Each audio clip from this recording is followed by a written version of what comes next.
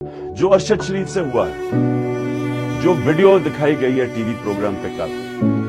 میرا پہلا سوال یہ کہ ایک ٹی وی اینکر کے پاس کیسے ویڈیو آ گئی، جبکہ اس کی والدہ جو پوسٹ مارٹم کے ریزلٹس مانگ رہی ہیں ان کے پاس تو نہیں آئی، ٹی وی اینکر کے پاس کیسے آ گئی؟ اور میرا نمبر 2 سوال یہ کہ کون اس کی تحقیقات کرے گا؟ کون آپ کینیا سے کیوں نہیں انہوں نے کینیا فوری طور پہ لیٹر لکھا کینین اتھارٹیز کو،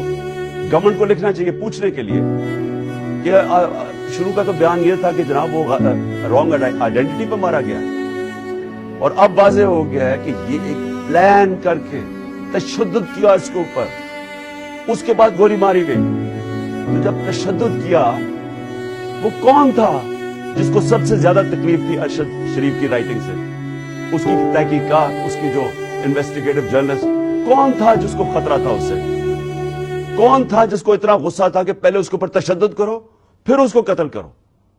یہ چیف جسٹس صاحب یہ صرف سپریم کورٹ کر سکتا ہے، ہمیں کوئی اعتماد نہیں ہے اب، انویسٹیگیٹو ایجنسیز ان قاتلوں کے، ان چوروں کے، مجرموں کے ہاتھ میں ہیں۔